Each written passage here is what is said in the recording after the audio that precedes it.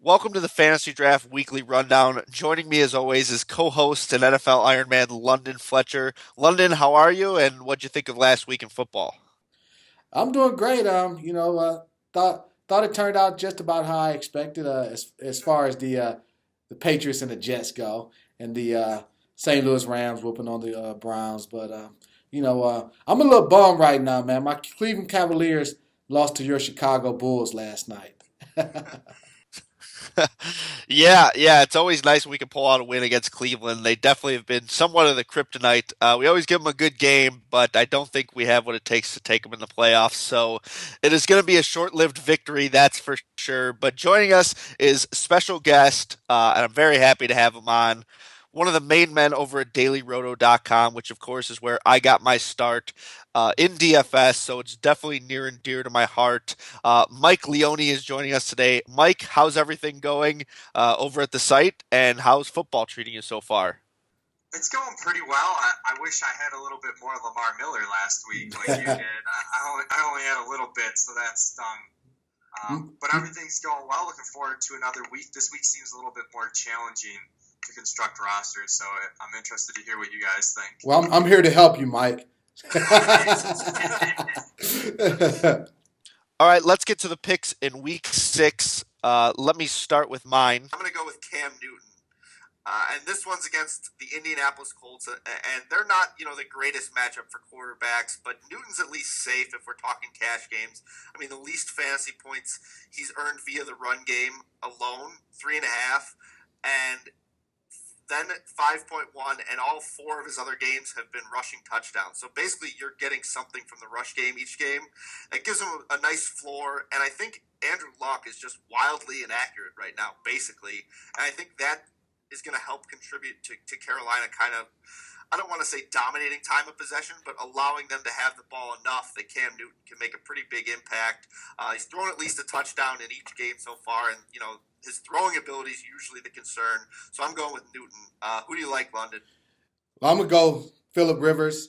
I wasn't able to find that guy. That wasn't as obvious, but I like Phillip Rivers against the Baltimore Ravens. You talk about the Baltimore Ravens pass defense being 28th ranked in the league.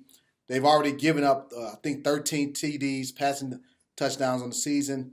I like Phillip Rivers, the way he's thrown the football. You talked about him a couple of weeks ago, throwing for over 500 yards against the Green Bay Packers in Green Bay. So that's one guy that I like at the quarterback position.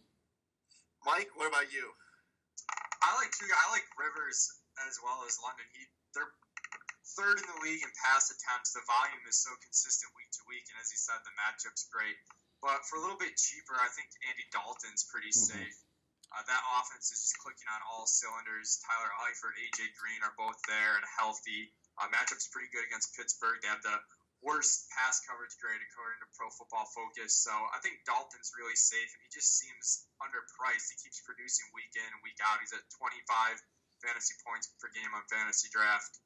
So he's the guy that I like in cash games.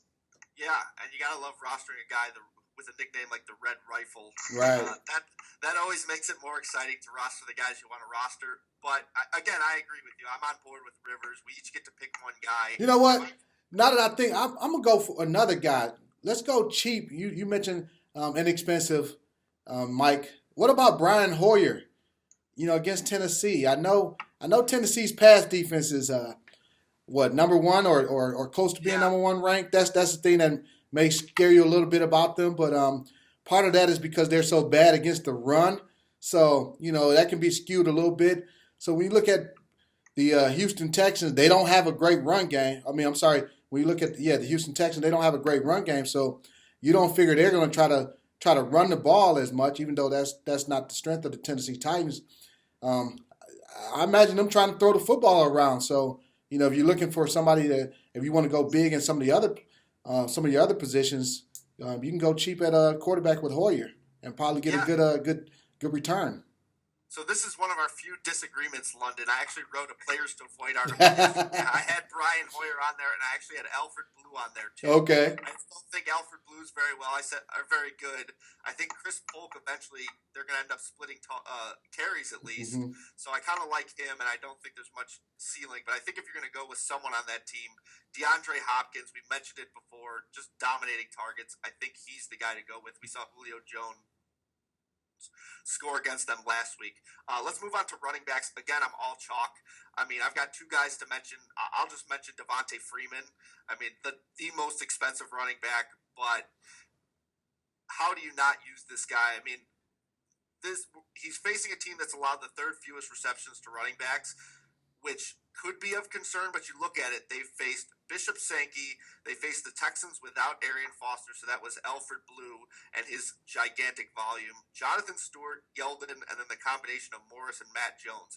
So I'm not really that concerned about Devontae Freeman's matchup. He didn't score last week, so maybe people get off of him, but I mean, he's a target monster, he's getting the carries, so I'd say you use him. London, who do you like? You know, I like two guys, Chris Johnson and Jonathan Stewart. I'm gonna be a little bit quicker. They're not costly. You know, both going to cost about $8,800. You talk about Chris Johnson, what he's been able to do, over 100 yards rushing, 122 yards rushing this past ball game against Baltimore. You know, he's starting to get going. He's facing Cleveland, and seem like every week I'm talking about Cleveland's defense, especially their run defense. They're 32nd ranked. You look at what Gurley did against them last week, and then Jonathan Stewart. He gets the Indianapolis Colts, another team that doesn't stop the run. Mark Ingram had a big game against them in 14 carries, 143 yards. You know, you're talking about over 10 yards per carry. So those are two guys I like, and they're not going to cost you a ton of money. Leone, what do you think? I thought I was going to be alone on Chris Johnson, but $800. He doesn't catch the football, which kind of hurts on full PPR, but right. He's been over 100 yards 3 times this season. They're favored in this game by almost a full touchdown. As London said, the Cleveland run defense is dead last in the NFL. So I like Chris Johnson a lot, and I'm going to keep riding Todd Gurley. He's just amazing. He's getting 80% of the team's carries. Jeff Fisher is going to pound the rock, especially with them being heavy home favorites. That San Francisco defense is just not any good with all the players they lost from last year. And Gurley's just been absurd. I think he's near 6 yards per carry or something. He's really been phenomenal. Yeah, just complete workhorse. I agree with you. He was the other guy on my list. Didn't mention him, but Devontae Freeman, Gurley. Again, I'm all chalk this week. That will conclude this half of the podcast.